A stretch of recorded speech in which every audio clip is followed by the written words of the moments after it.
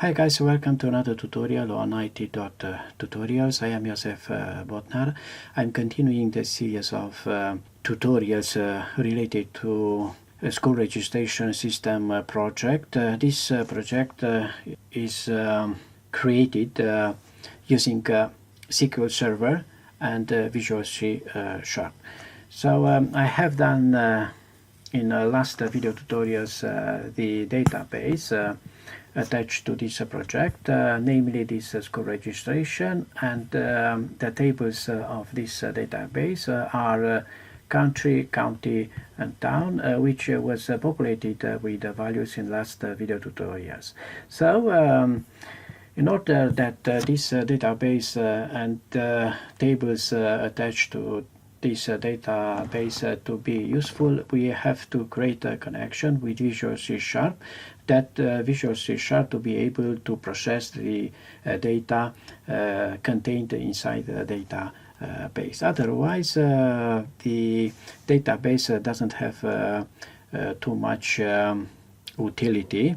It's not efficient effectively if we don't do the connection with the Visual C# where we are going to process the database. So how can we make the connection with our database? So to do so, go and open the Solution Explorer, select the solution, right click, select Add, and here select Class. So on the other words, I'm going to create a connection class which will make the connection to our database. I'm going to name this class connection. Okay, click Add. Here you go. And in order to be able to use all the classes which is used to make the connection with the database, I have to use this directive using system.data.SQL client semicolon. Yeah. Okay, now here inside this class connection, I'm going to use this class SQL connection, which is used to make the connection to the database. And using this class, I'm going to create an object with which I'm going to name it con from connection semicolon. Yeah. Next, I'm going to create a constructor.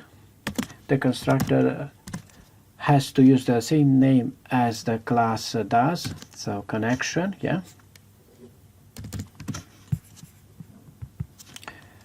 Parentheses, curly brackets, and inside this constructor I'm going to initialize this con object.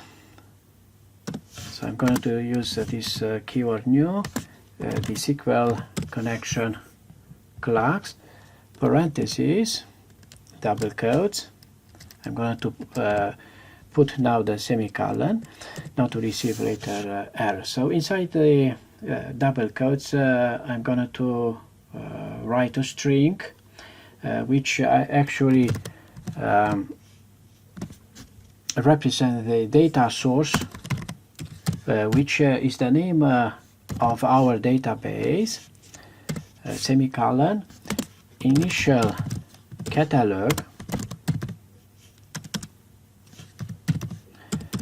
which is the name of our database, and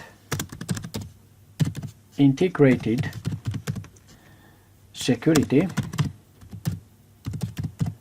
which will be true because I used when I created the first connection with SQL Server the Windows authentication and not SQL Server connection.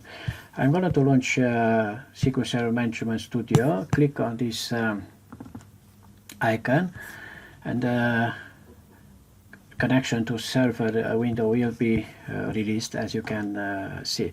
So as you can see, I use for authentication Windows authentication and not SQL Server authentication. If you have to use the SQL Server authentication, you have to use here inside this string a password to be able to connect the database. So I'm gonna go here and I'm gonna to select and copy the server name and paste it here. Where is this data source? Because the data source actually is the name of our server. Yeah, the initial catalog is the name of our database. So I'm gonna go back here in Management Studio. This is our database, school registration. I'm going to open it. Yeah, use school registration. Select, click execute, and now our database is selected. And I'm going to copy. In this way, I'm sure the name of database will be correct.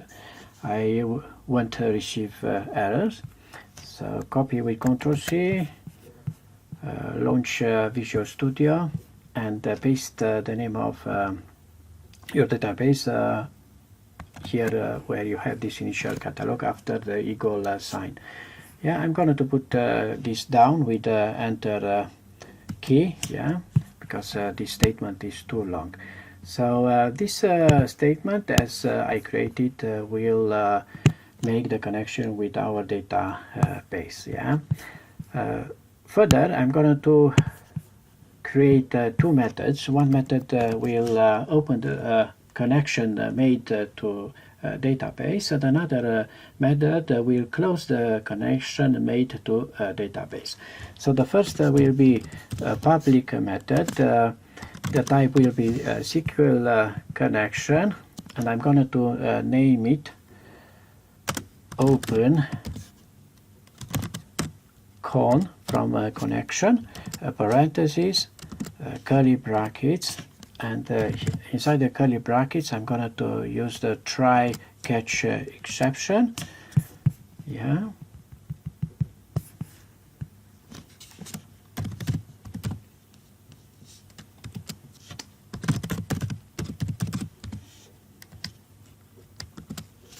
Okay, and inside curly brackets of try, I'm going to make this statement. So the con object dot, and I'm going to use this open method, which will open the connection to the database. All right. So I still have errors with this method because I have to return the object using this return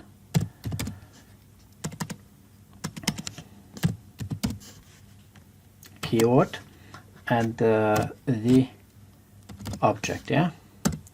So actually this method should return the con object, which is holding the connection to database. Yeah. And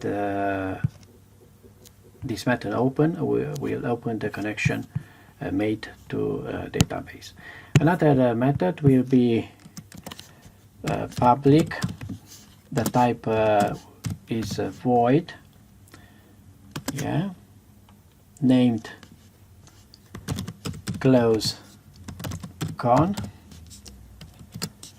parentheses, curly brackets, again try catch exception. Why I'm using a try catch exception? Because I want to avoid the exception errors, but I could receive using this application. So in this way I will avoid any exceptions related to connect my database. Yeah, exception. All right, curly brackets, and here I'm going to write this statement con object dot close method, which will close the connection to the database. Yeah, semicolon. So here you go, my class which will make the connection, not just making the connection to database. Also, this class will open and close the connection to database, as you have seen in this tutorial. Alright, so this is the class what I have created. I used this class SQL connection to connect to database using this con object. Before of all, you have to use this directive, yeah, to be able to use the SQL connection class.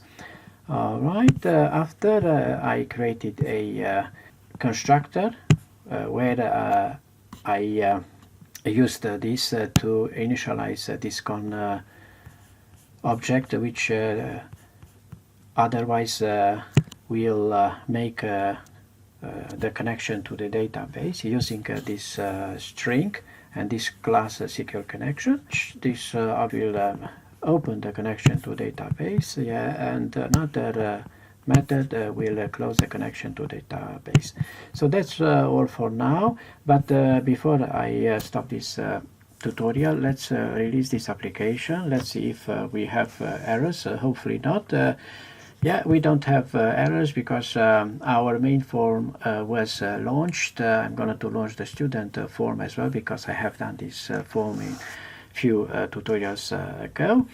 Next video tutorial, I'm going to populate this drop-down list, this combo list attached to the country, county and town with the values inserted in these three tables: country, county and town, because now I've got the connection to the database. I've got the method which is opening the connection and closing the connection database. So now I'm able to populate my forms with data from database and to process the data received from database. Thank you for watching this tutorial. I'm waiting for you to watch my other video tutorial. See you next time. Bye bye.